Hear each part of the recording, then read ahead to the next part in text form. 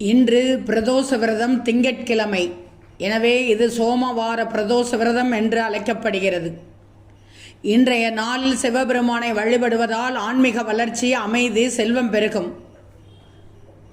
சனிக்கிழமையில் வரும் சனி பிரதோஷம் எப்படி கிடைப்பதற்கு அரிய பலன்களை தரக்கூடிய மிக முக்கியமான பிரதோஷமோ அதேபோல் திங்கட்கிழமையில் வரும் சோமவார பிரதோஷமும் மிகவும் முக்கியம்.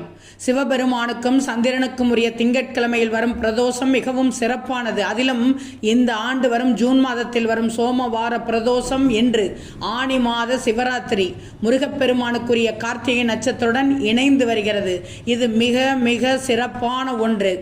பிரதோஷ விரதத்தின் முக்கியத்துவம் என்ன தெரியுமா?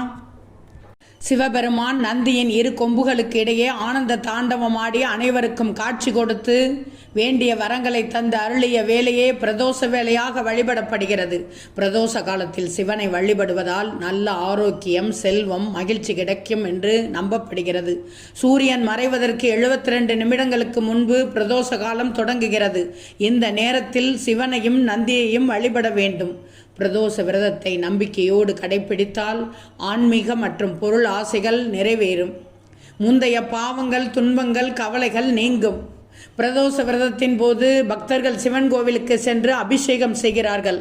சிவலிங்கத்திற்கு பால், தயிர், தேன், நெய் போன்ற புனித திரவியங்களால் அபிஷேகம் செய்கிறார்கள். அப்போது ஓம் நம சிவாய மற்றும் மகா மிருத்யுஞ்சய என்ற மந்திரங்களை உச்சரிக்கிறார்கள். பிரதோஷ விரதம் இருக்கும் நாளில் காலையில் குளித்துவிட்டு சிவனை மனதில் நினைத்து விரதத்தை தொடங்க வேண்டும். அன்று முழுவதும் சிவ மந்திரங்களை ஜெபிக்க வேண்டும். மாலையில் சிவன் கோவிலுக்கு சென்று சிவலிங்கத்திற்கு அபிஷேகம் செய்ய வேண்டும். பிரதோஷ காலத்தில் சிவனை வழிபட்டு பிரசாதம் விநியோகிக்க வேண்டும். அன்று இரவு உணவு உண்ணாமல் விரதம் இருக்க வேண்டும். பிரதோஷ விரதம் எந்த கிழமையில் வந்தால் என்ன பலன் தெரியுமா?